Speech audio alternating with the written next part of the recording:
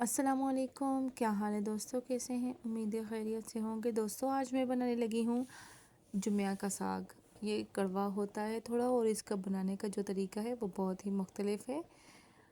हमने इसको काटना नहीं है, वैसे हमने इसको पकाना है। तो ये देखिए मैंने अच्छी तरह साफ़ कर लिया है और जो सख्त था वो मैंने निकाल लिया है। यहाँ पे मैंने पानी को बॉईल कर लिया है पतीले में। अच्छी तरह जब बॉईल आएगा तो हमने ये साग इसमें डालना है, इससे पहले हमने इसमें नहीं डालना।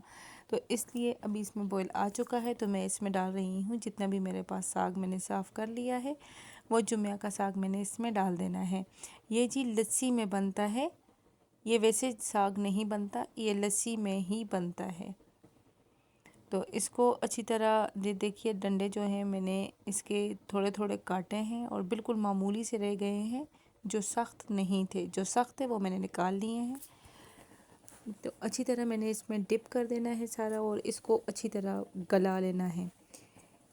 अच्छी तरह गलाना है। इसके 2-3 पानी हमने निकालने हैं। एक पानी में से सिर्फ इसको नहीं उबालना, दोबारा फिर इसमें पानी डालना है, फिर निकाल के फिर 3 बार इसका पानी डालना है हमने, ताकि ये अच्छी तरह इसकी कड़वाहट ख़त्म हो जाए और ये बहुत टेस्टी बने। ये देखिए मैंने सारा इसमें अभी डाल दिया है। दोस्तों इसी तरह आप रेसिपी को फॉलो करिएगा, इसी तरह बनाइएगा तो ये बहुत ही ज़बरदस्त बनेगा।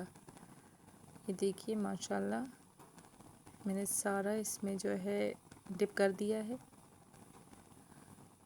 तो इसको हमने बहुत अच्छी तरह गलाने तक पकाना है, 2-3 पानी चेंज करके। तो मैं आपको बताती हूँ फिर आगे इसको मैंने कैसे पकाना है। तो ये देखिए दोस्तों ये साग अच्छी तरह बॉईल हो चुका है और अच्छी तरह गल चुका है।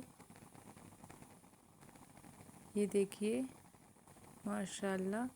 तो अभी इसको मैं अच्छी तरह जो है छान लूँगी, ठीक है। इसको अच्छी तरह छान लेना है, निकाल लेना है। किसी भी स्पैनर में निकाल के इसको पानी अलग कर लें और ये रह जाएगा।